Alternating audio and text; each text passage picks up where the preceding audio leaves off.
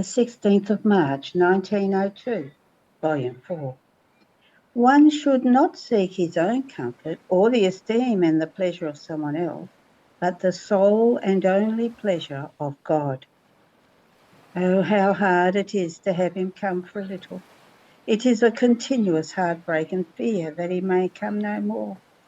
Oh, what pain! I don't know how I live, though I live dying. Then he made himself seen for a little, in a pitiful state, with one arm severed, and all afflicted, he told me. My daughter, see what creatures do to me. How can you want me not to chastise them? And while saying this, he seemed to take a tall cross, the arms of which were hanging over 6 or 7 cities, and various chastisements would occur. On seeing this, I suffered very much, and he, wanting to distract me from that pain, added, My daughter, you suffer very much when I deprive you of my presence. This must happen to you by necessity, because since you have been close to the divinity for a long time, identified with it through its contact, you have enjoyed as you please all the pleasure of divine light. And the more one has enjoyed the light, the more he feels the privation of that light and the bothers, the annoyances, and the pains which the darkness brings with itself. Then he repeated, However, the most important thing for everyone is that in each thought, word, and work, one should not seek his own comfort or the esteem and the pleasure of someone else, but the sole and only pleasure of God. End of the reading. The 16th of March, 1904, Volume 6. True resignation does not put things under scrutiny, but adores in silence the divine dispositions. The cross is festive, jubilant, joyful, and desiring. This morning, as I was in my usual state, I found myself over a person who appeared as though clothed like a sheep, and I was carried on his shoulders, but he walked at a slow pace, while in front of him there was something like a car, which was faster, and I said in my interior, This one is going slowly. I would like to go inside that car, for it goes faster. I don't know why, but as soon as I thought of this, I found myself there, inside of it, with the people who said to me, What have you done? You have left the shepherd? And what a shepherd! In fact, since his life is in the fields, all the medicinal herbs, noxious and salutary, are his, and by being with him, one can be always in good health. And if you see him clothed like a sheep, it is so that he can make himself similar to the sheep, allowing them to approach him with no fear. And even though he walks at a slow pace, he is safer. On hearing this, I said in my interior, Since it is so, I would like to be with him, so as to tell him something about my illness. But as I was thinking of this, I found him near me, and I, all content, drew close to his ear and said to him, Good shepherd, if you are so very expert, give me some remedy for my troubles, as I find myself in this state of sufferings. And as I wanted to say more, he cut my words inside my mouth, saying to me, True resignation, not an imaginary one, does not put things under scrutiny, but adores in silence the divine dispositions. And as he was saying this, it seemed that the sheepskin split, and I could see the face of our Lord, and his head crowned with thorns. On hearing him tell me that, I did not know what else to say.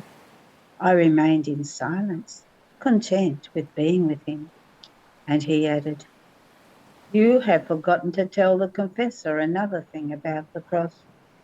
And I, My adorable Lord, I don't remember. Repeat it to me, and I will tell him.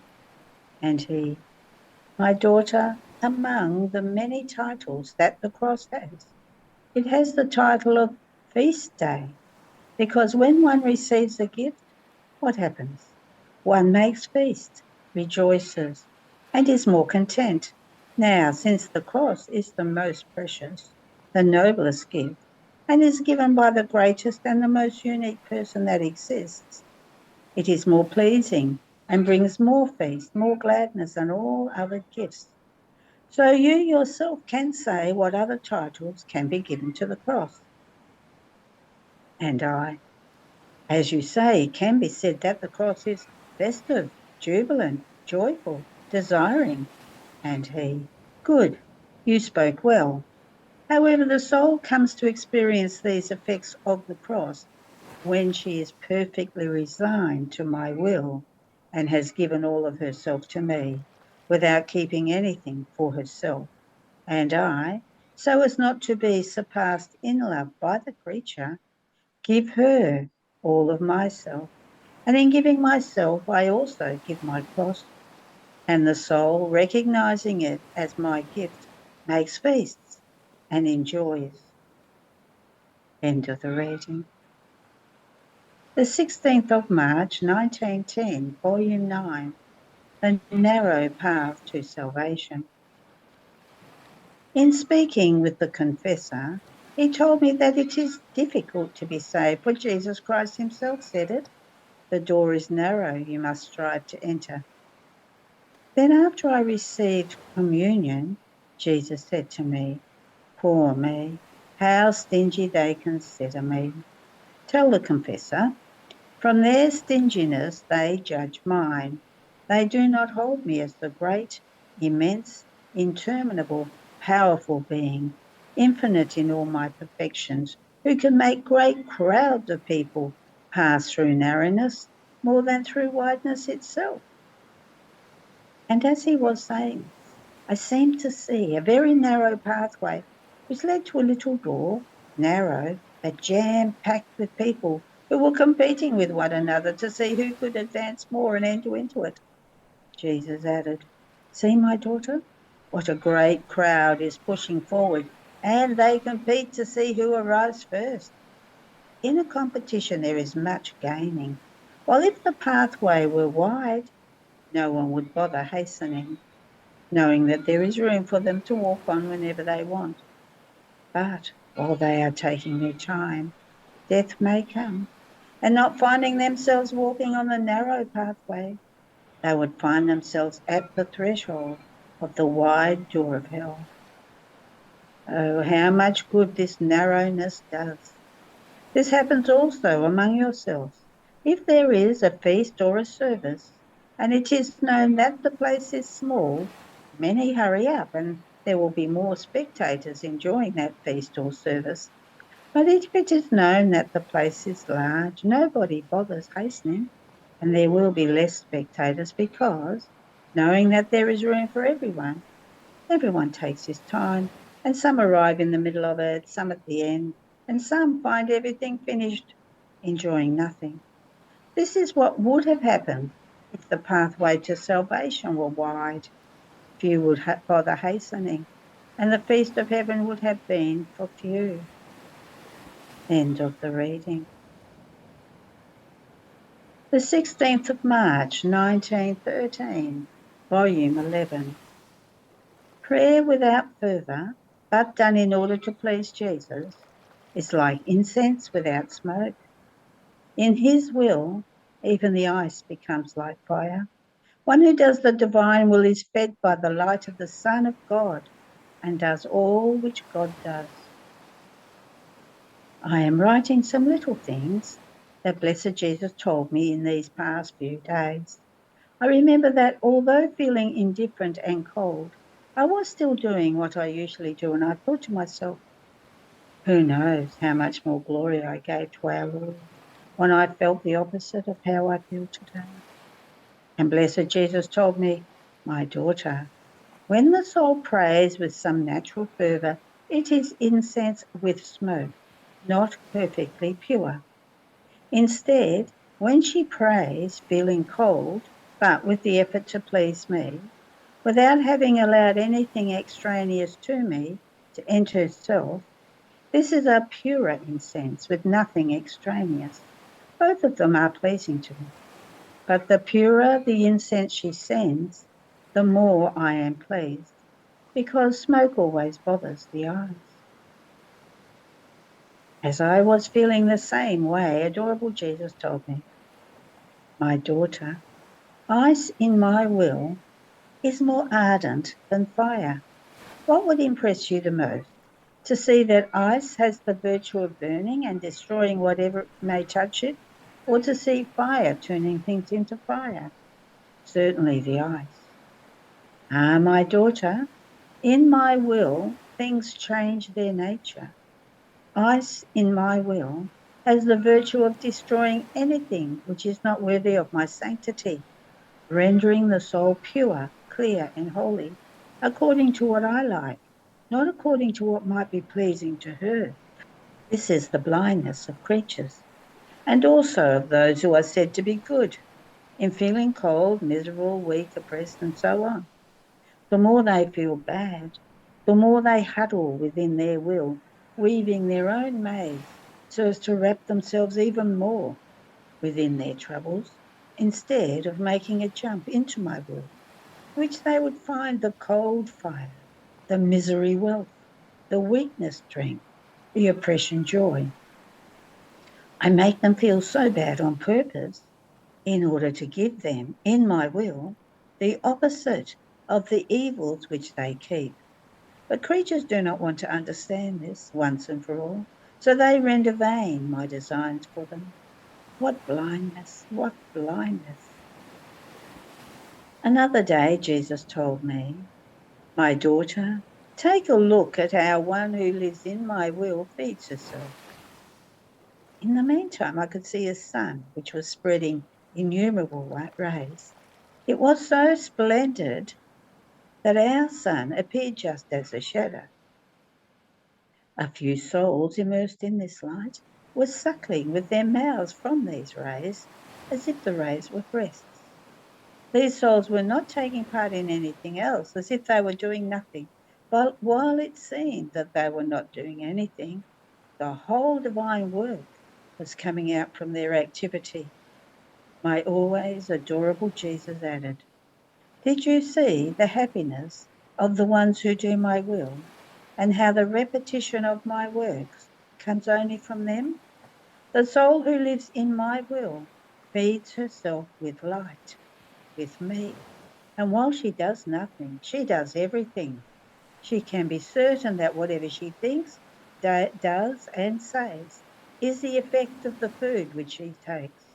That is to say, everything is a fruit of my will." End of the reading.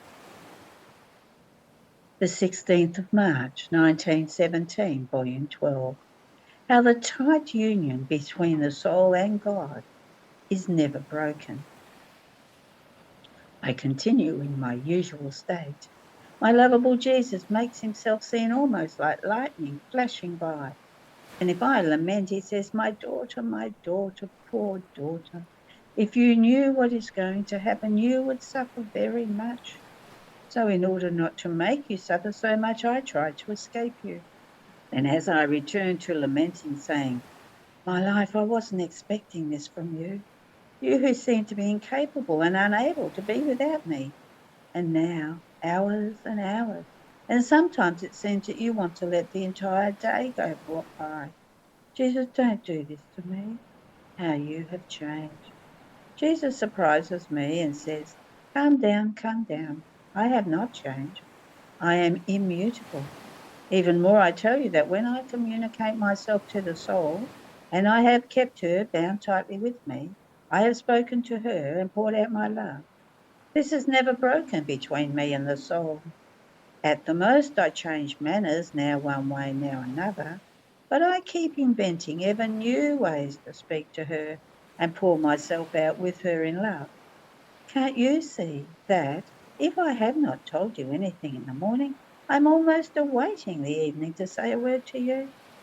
And when they read the applications of my passion, since I am within you, I pour myself up to the brim of your soul, and I speak to you about my most intimate things. which I had not manifested until now, and about how the soul must follow me in my work. Those applications will be the mirror of my interior life, and whoever reflects himself in it will copy my own life within himself. Oh, how much they reveal my love, my thirst for souls, in each fibre of my heart, in each breath, thought, etc. Therefore I speak to you more than ever. But as soon as I finish, I hide myself, and you, not seeing me, say that I have changed. Even more, I tell you, that when you do not want to repeat with your voice what I say to you in your interior, you hinder the outpouring of my love.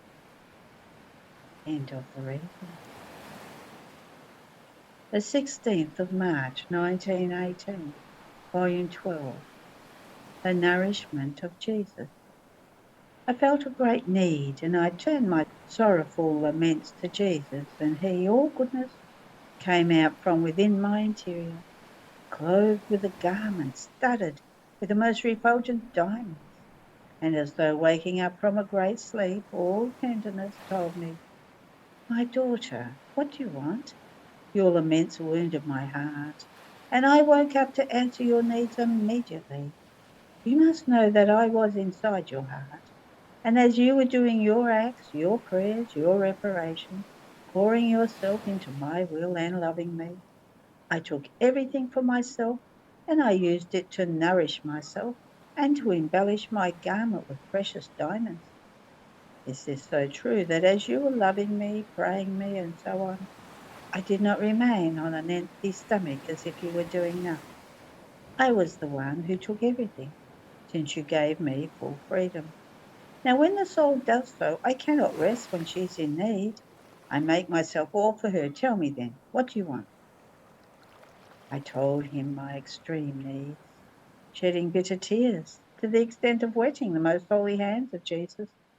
And sweet Jesus squeezed me to his heart, pouring a most sweet water from his heart into mine, which refreshed all of me. Then he added, "My daughter, do not fear. I will be all for you. If creatures will be missing, I will do everything. I will bind you and release you.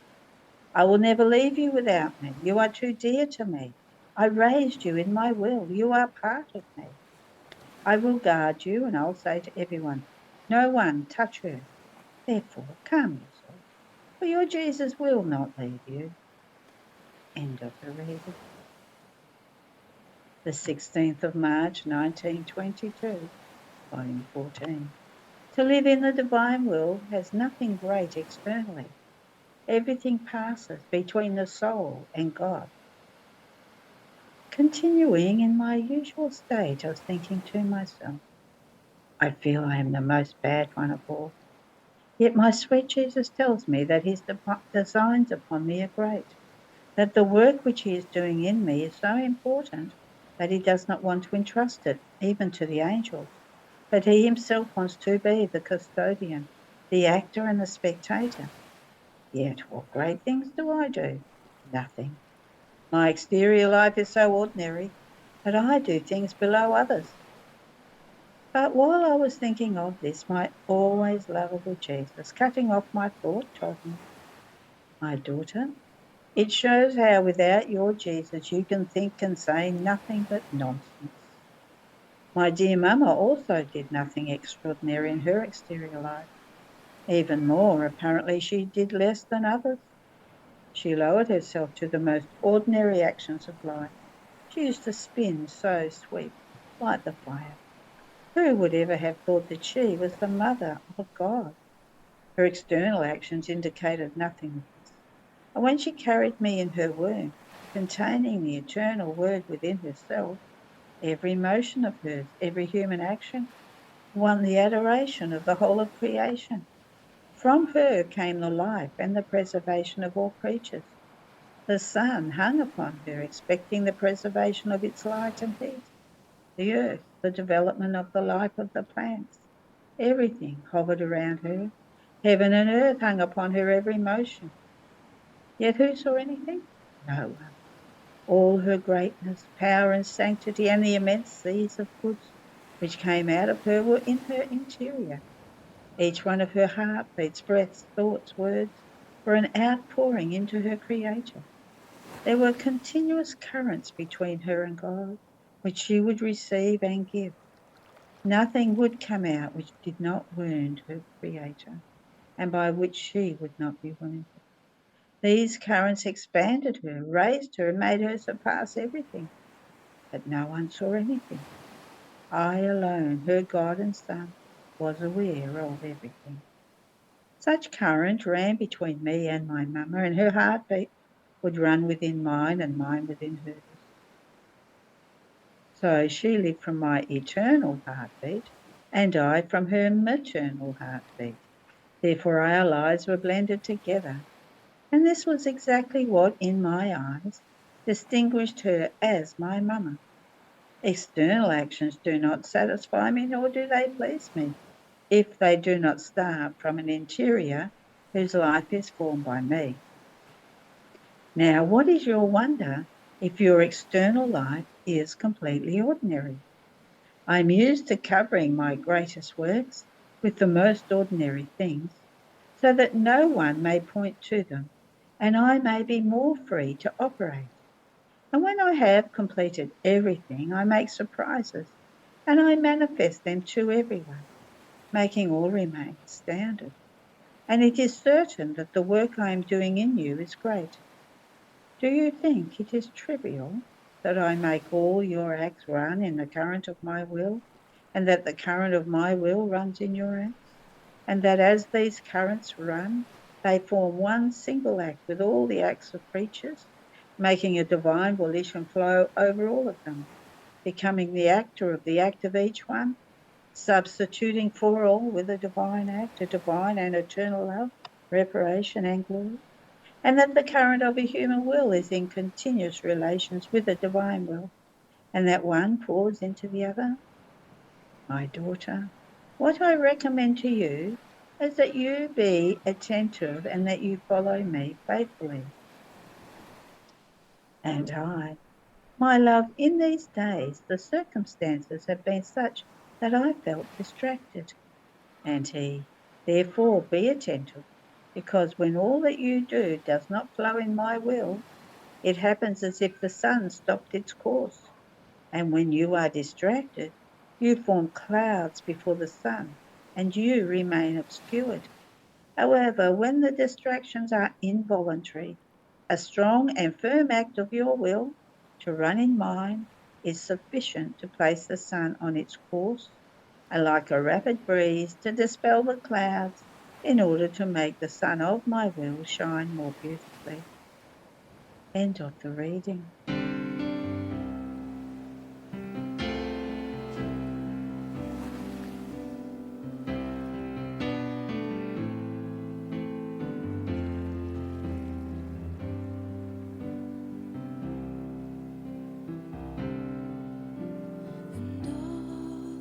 To Jesus I surrender, all to Him I freely. The 16th of March, 1927, Volume 21.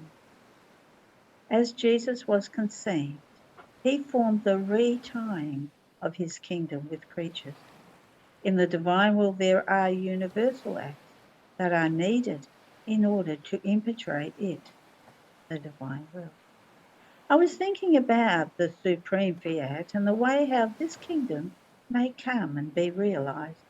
My beloved Jesus, moving in my interior, told me, my daughter, as your Jesus was conceived, I tied again the kingdom of my divine will with creatures.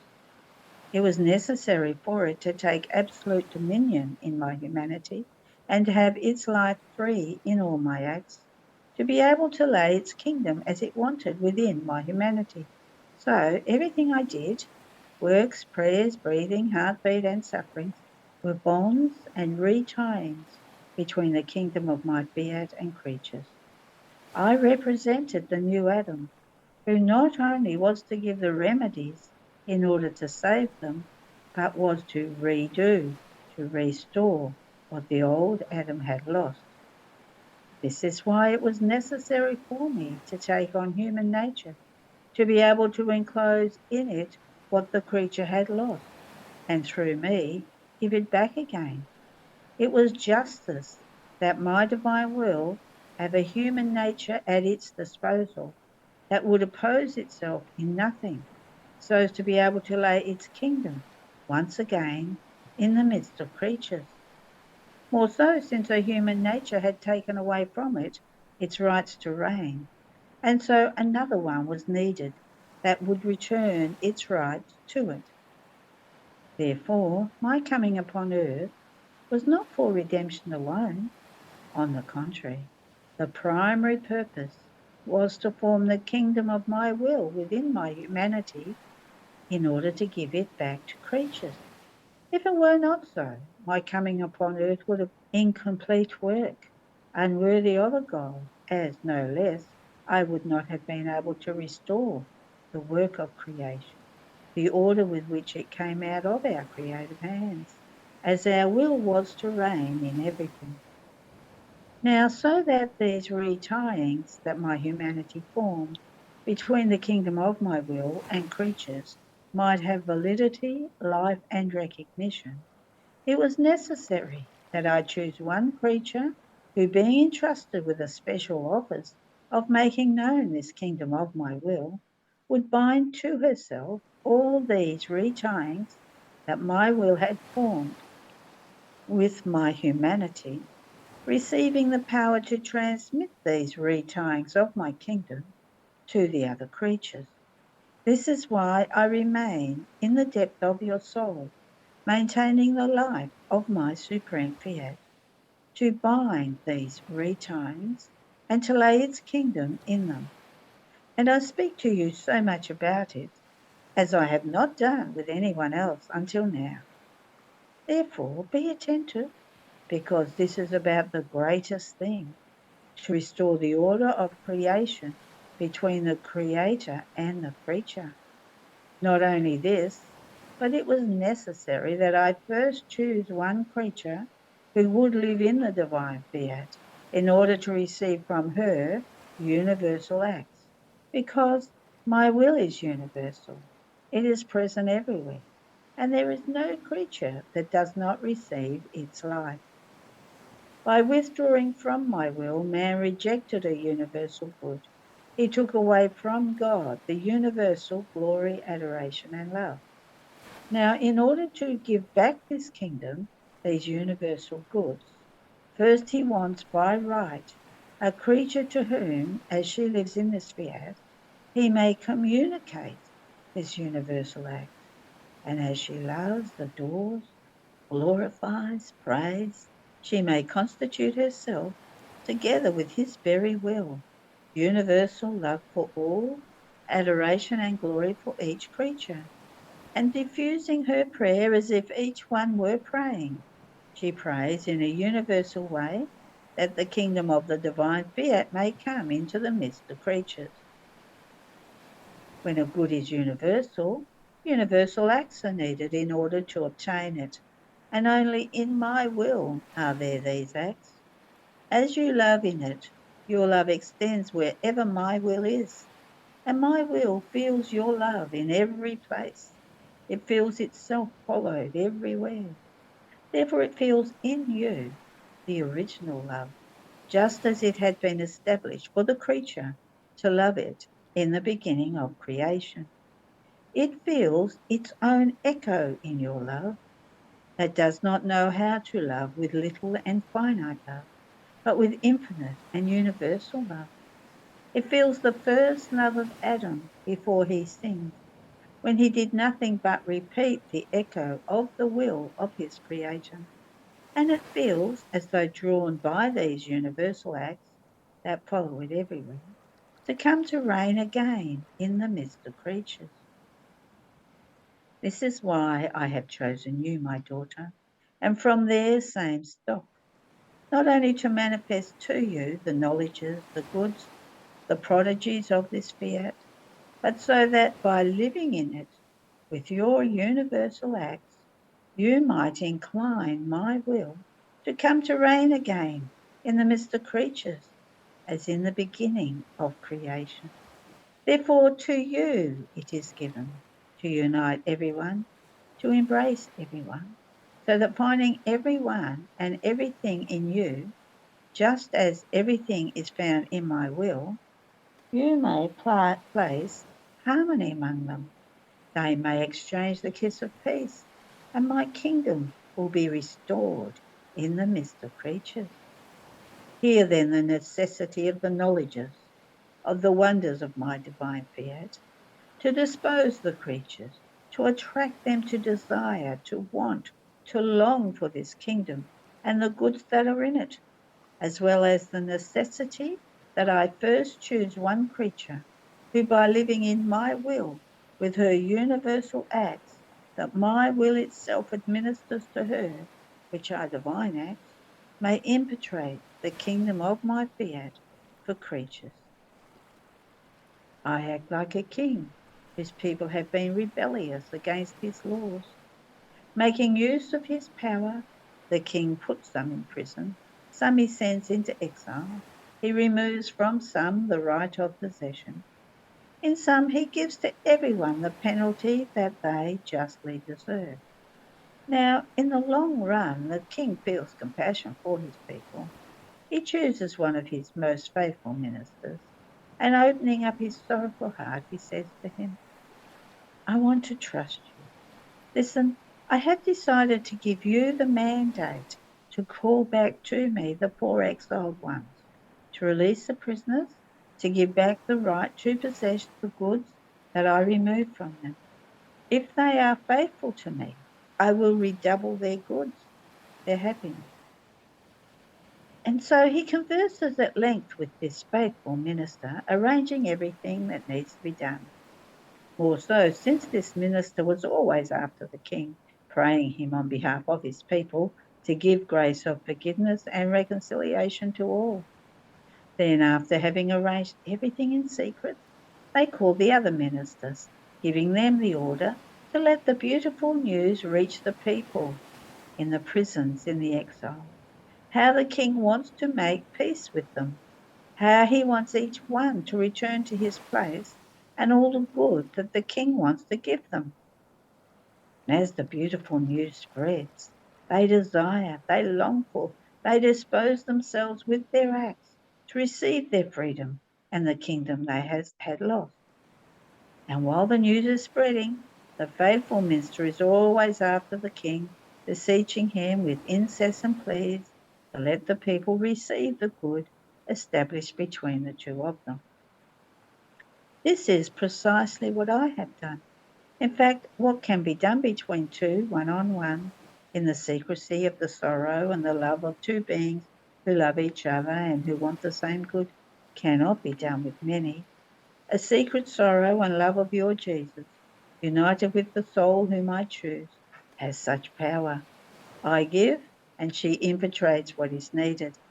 The secret between me and you has matured the many knowledges I have given you about the kingdom of my divine fiat. It has made your many acts rise again in it. The secret between me and you has allowed me to pour out my sorrow so long and of so many centuries, in which while my will was in the midst of creatures and was life of each one of their acts, they did not recognize it, keeping it in a state of continuous agony. My daughter, a sorrow of mine, poured out in the secrecy of the heart of one who loves me, has the virtue of changing justice into mercy, and my bitternesses change into sweetnesses. Then after I trusted you, arranging everything together with you, I called my ministers, giving them the order to make known to the people the beautiful news about my supreme fiat, the many knowledges about it, how I call everyone that they may come into my kingdom, get out of prison, of the exile of their will, take possession of the lost goods, so as to live no longer unhappy and as slaves of the human will, but happy and free in my divine will. And just as this secret has had the virtue of allowing us to tell each other heart to heart the many wonderful manifestations about the eternal fiat. As this long secret of ours comes out, it will have such impact on the people that, amazed, they themselves will pray with sighs that my kingdom may come to put an end to all their evils. End of the reading. The 16th of March, 1931, volume 29. The heavens and the whole creation symbolise the celestial hierarchy, how an act of pure love is formed. I felt my poor mind immersed in the interminable light of the divine will, so I tried to follow its acts done in creation, and I was saying to myself, I would like to be heavens, to be able to extend myself in everyone and everywhere, and in all points and over everyone, my love, my adoration, my glory toward my Creator. I would like to be sun and have so much light as to fill heaven and earth and convert everything into light, and in this light have my continuous cry, I love you, I love you. For while my mind was speaking nonsense, my sweet and highest good Jesus, making himself seen, told me, my daughter, all creation symbolizes God, the order of the diversity of saints and of souls, its harmony, the union that all creation possesses, the order, the inseparability, symbolizes the celestial hierarchy with its creator at the head of it. Look at the heavens that extend everywhere and have all created things under their azure vault, ruling over all, in such a way that no one can escape their sight and their rule. Oh, how they symbolize God, who everywhere extends his dominion, and no one can escape his sight. While these heavens enclose everything, however, a great diversity appears in the created things. Some are as though immediate to the heavens, and these are the stars, that though from down below they appear as little, up above are so great, and with such variety of colours and beauty, and have a symphony in their vertiginous race with all creation, as to form one of the most beautiful musics. Their motion and sound so sweet and vibrant that it cannot be compared to any of the most beautiful musics of down here. These stars seem to live of heaven. So much are they identified with it, symbol of the souls who live of divine will. They will be so immediate to and identified with God, as to receive all the varieties of the divine qualities and live of them in such a way as to form the most beautiful ornament to the heaven of their Creator. Keep looking, my daughter, under these heavens, but as though detached from them between heaven and earth, appears the sun, a sphere placed for the benefit of the earth. Its light descends down below and rises up high, as though wanting to embrace heaven and earth.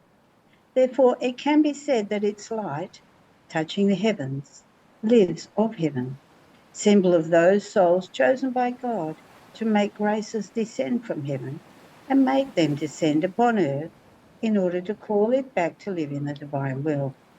And the first is my celestial Mama, unique as the sun that extends under its wing of light. And this light rises up high, descends down below to reunite God and man, to reconcile him and lead him by means of its light to its creator.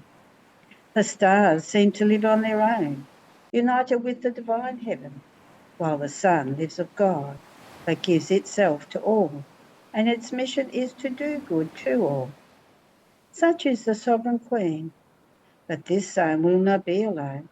Many other little suns will rise that will draw light from this great sun, and these will be those few who will have the mission of making my divine will known. Then the low level of the earth, the sea, the plants, the flowers, the trees, the mountains, the flowery forests, symbolize the saints, the good soul, and all those who enter into the harbour of salvation. But see the great difference? The heavens, the stars, the sun have no need of the earth. On the contrary, they give much to the earth. They give it life, they sustain it.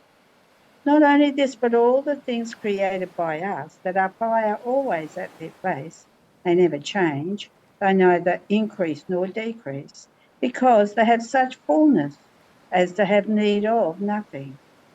On the other hand, the earth, the plants, the sea, and so forth, are mutable. Now they make a beautiful appearance. Now they reach the point of disappearing completely. They have need of everything, of water, of light, of heat, of the seed in order to reproduce. What difference? The created things that are up high can give and have need only of God in order to be preserved, while the earth has need not only of God, but of everything. And if the human hand did not work it, it would remain sterile without doing anything at all of great good. Such is the difference. One who lives of my will feels only the need of God in order to live of his life, while one who does not have his life as beginning keeps begging support and help from all. And when he does not find them, he remains like earth, which is incapable of producing much good at all. Therefore, let my divine will alone be the life and the beginning of all your acts. If you want to feel only the need for your Jesus, you'll find me always ready. I'm more yearning to give it to you than you to receive it, while the help of creatures is given with difficulty and reluctantly, so much so that the one who receives it feels the bitterness of the help that is given to him by the creature. My helps instead bring joy and happiness. Then I was continuing my I love you in the divine fiat and was thinking to myself, but what is my pure love? And my beloved Jesus added, my daughter, in order for you to be able to give me a pure love, a glance to your interior says everything. If your heart palpitates, yearns for, desires only my love, if your hands operate only for love of me, if your feet walk only out of love, if your will wants only my love, if your intelligence seeks always the way to love me, your I love you with the word, do you know what it does? It gathers all together, the whole complex of the love that you have inside yourself, and makes it one, and forms an act of pure and complete love for your Jesus. So your word does nothing other than make known its extension of the love that you have inside yourself. But if inside not everything is love, since the pure fount is missing inside, there can be neither pure nor complete love. End of the reading. The 16th of March, 1938, volume 35.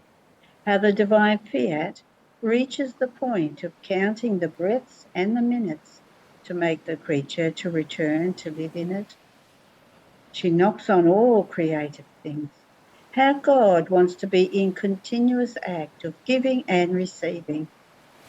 The pains of Jesus kiss the pains of the creature. It seems to me that the divine volition awaits me, wants me and yearns that I may enter it in every instant, so that it may re-enter into all of my acts. And if I escape for a few instants, may this never be. May heaven never allow it. It feels isolated and inconsolably misses the company of the creature, saying in its pain, what, are you leaving me? For you I left myself in the spheres, in the sun, in the air, to make you company and receive yours. But do you know why? To love you and to be loved, and to be able to say, all that I do in the heavens, in our divine being, I do in the spheres, and I want to do in my beloved creature. But if you don't remain in my will, you separate yourself from me, and I from you. So I remain isolated. But in my pain, I never stop calling you. Divine will, how much you love me, how adorable and admirable you are. And I felt the suffering of its loneliness. But my sweet Jesus, repeating his little visit, told me, my good daughter of my volition, the waiting is one of our greatest pains. The creature keeps us as sentries. We even count the breaths, the heartbeats, and the minutes when we don't feel her with us. In order to place our love in her love and to love each other with one single love, we feel as if harmonised with the creature, and we bring her as our victory into our divine womb. Therefore, minutes without her seem like centuries, and we long for her return. And so, as she enters our volition, asking us for our will to come and reign upon earth, we make a feast, because she wants what we want. The greatest and the most beautiful of all things is for the creature to want what her Creator wants. This forms our rest, and our love smiles and finds peace. Now, as she asks for our will to come and reign, she knocks on all created things, on the sun, on the wind, on the heaven, on the stars, on everything. As I, who dominate, dwelling within them, hear knocking, I open all the doors and put myself on the path to come and reign. But the creature doesn't stop there. She goes not higher and knocks at our divinity and at all the angels and the saints, making all ask me for my fiat to come. How sweet her penetrating knocking, with such authority that all open and become all attentive. She gives everyone something to do, and all ask her what she wants. So, living in our will moves heaven and earth, putting all our works in action for a cause so holy. After this he added, my daughter, would you like to know why we want the creature to live in our divine volition? Because we want to give her always new gifts, new love and new charisms. We want to give her always new things from our divine being. But to receive and to listen, the creature will not have the space in which to give our gifts if she does not live in our will. We do not deliver our gifts if we don't have a place in which to deposit them, remaining with the pain of wanting to give, but being unable to. We are as though suffocated by love, and we cannot find relief, since there's no one to take it. So we are forced to watch the creature being poor, weak, ignorant. What pain!